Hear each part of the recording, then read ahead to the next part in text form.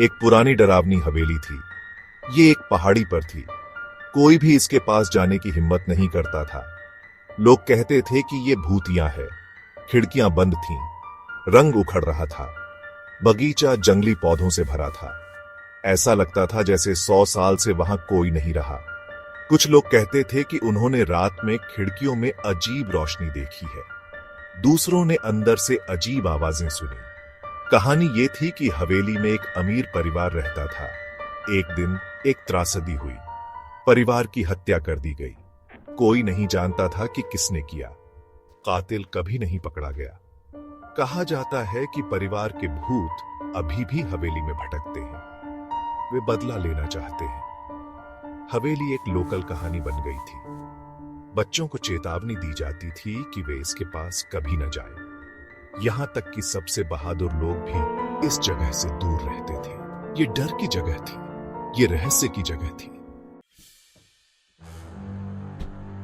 रमेश अपनी बहादुरी के लिए जाना जाता था, या शायद ये उसकी बेवकूफी थी। जैसे भी हो, वो भूतों में विश्वास नहीं करता था। वो सोचता था कि हवेली के बारे में सारी कहानियां बकवास हैं। एक रात रमेश अपने दोस्तों के साथ था। अंधेरी और तूफानी रात थी।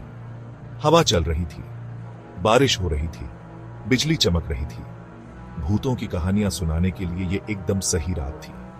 रमेश के दोस्त भूतिया हवेली के बारे में बात कर रहे थे। वे सब डरे हुए थे, लेकिन रमेश बस हंसा। भूत असली नहीं होते, रमेश ने कहा। यह बस एक मूर्खतापूर्ण कहानी है। रमेश के दोस्तों ने उसे चुनौती दी। उन्होंने उसे हवेली में रात बिताने की हिम्मत दी। उन्होंने कहा कि अगर वो साबित कर सकता है कि हवेली भूतिया नहीं है, तो वे उस पर विश्वास करेंगे। रमेश फिर हंसा।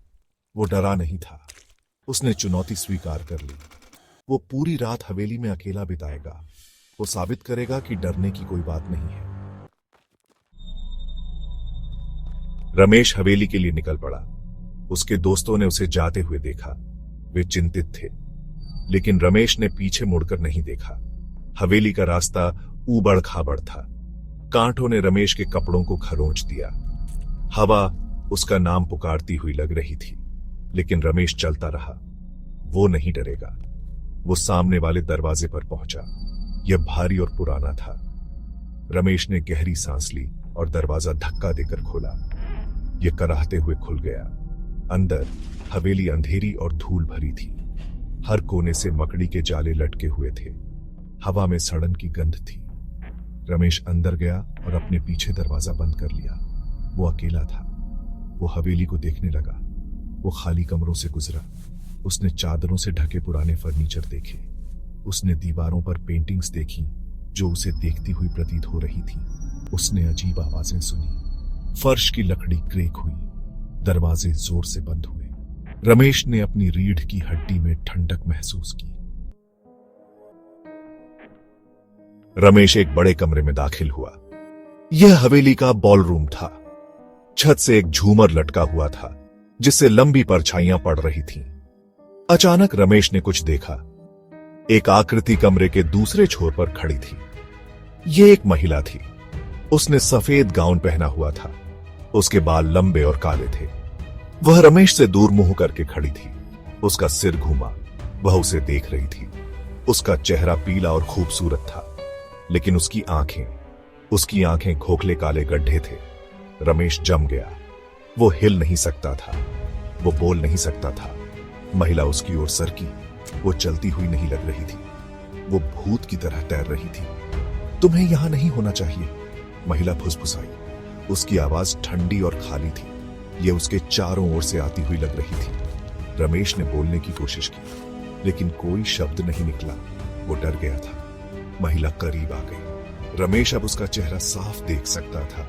उसकी त्वचा चाक जैसी सफेद थी। उसके होंठ लाल थे और उसकी वो आंखें उसे घूर रही थीं। इस जगह को छोड़ दो, महिला ने फुफकारा, और कभी वापस मत आना। रमेश अब और बर्दाश्त नहीं कर सका। वो मुड़ा और भागा। वो बॉलरूम से बाहर भागा। वो हवेली से भागा। वो तब तक नहीं रुका जब तक वो बाहर नहीं पहुंच गया। वो तब तक नहीं रुका जब तक वो गांव नहीं पहुंच गया। वो हांफते हुए गांव के चौक में घुस गया। गांव वाले उसके चारों ओर इकट्ठा हो गए। वे उसे देखकर चौंक गए। वो धूल और पसीने से लथपथ था। उसकी आंखें दहशत से फैली हुई थीं। रमेश ने पहाड़ी पर हवेली की ओर देखा। वो खिड़की में एक अकेली रोशनी देख सकता था। वो जानता था कि वो अभी भी वहां है, उसे देख रही है। उस दिन के बाद रमेश ने हवेली में अपने अनुभव के बारे में कभी बात नहीं की। उसने फिर कभी भूतों की कहानियों का मजाक नहीं उड़ाया। उसने अपना सबक सीख लिया था। कुछ चीजों को बिना छेड़े छोड़ देना ही बेहतर होता है। अगली सुबह गांव वालों ने रमेश को हवेली के पास बेहोश पाया। वो फिर कभी उस जगह के पास नहीं गया। उसने अपना सबक सीख लिया था। कुछ चीजों को अकेला छोड़ देना ही बेहतर होता है। पहाड़ी पर भूतियां हवेली बनी रही, उन भयावहताओं का एक मूक प्रमाण जो उन लोगों का इंतजार करती थीं जो वहां जाने की हिम्मत करते थे।